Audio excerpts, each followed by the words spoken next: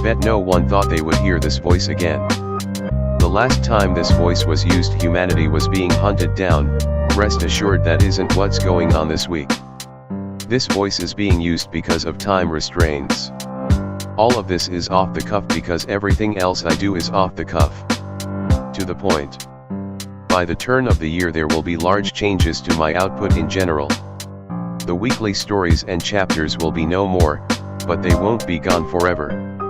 I plan to have a website up by January that will have all of my writing on it, both past writing and whatever I write that's new.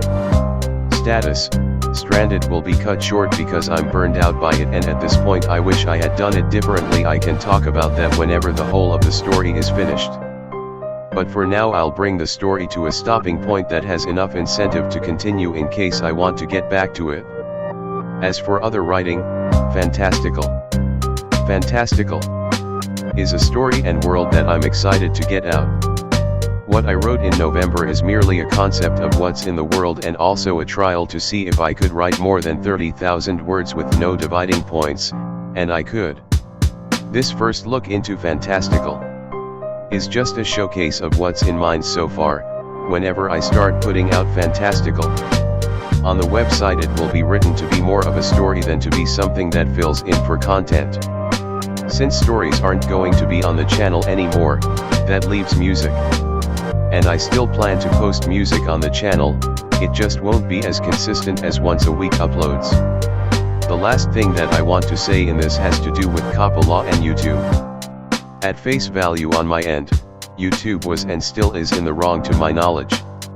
The Child Online Privacy Protection Act states that you can't ask for information from anyone under the age of 13. YouTube does this regardless. YouTube hasn't done anything about the fact that they're breaking the law until recently, when they decided to draw a poor line in the sand dividing content into two categories, for children, and not for children. If you give this even 10 seconds of thought, you can see with your own eyes how flawed this solution is. Word of mouth, as far as I know, says that if it's brightly colored, has cartoons, is a video game, uses certain keywords, then it's for kids.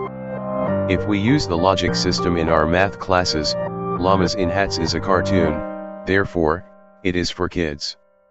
A song in a striptease video has the word yeah is one of the childish keywords that the system looks for, therefore that striptease video is for kids. Batman Arkham Knight is a video game, therefore, it is for kids.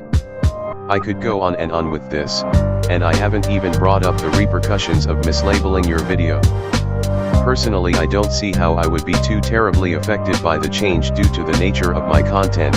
You could go through the videos on my channel and see that with great evidence. But, regardless of my content, there's still one thing that YouTube has neglected to take into account.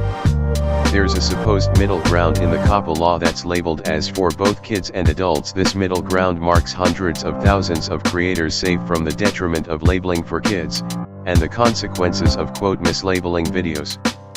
Final thoughts on everything on my end. YouTube is in the wrong, but if they try to make right the way they're going at this pace, they're going to lose a ton of money. And this proposal to YouTube about the iron grip that COPPA law is presenting with ludicrous fines and total black and white morality where there is none, it all sounds like the first draft of the proposal, and there would be massive changes to the written final outcome if it makes it that far. And parents should raise their children and take responsibility for what kind of influence their children should live under. Change the world. My final message.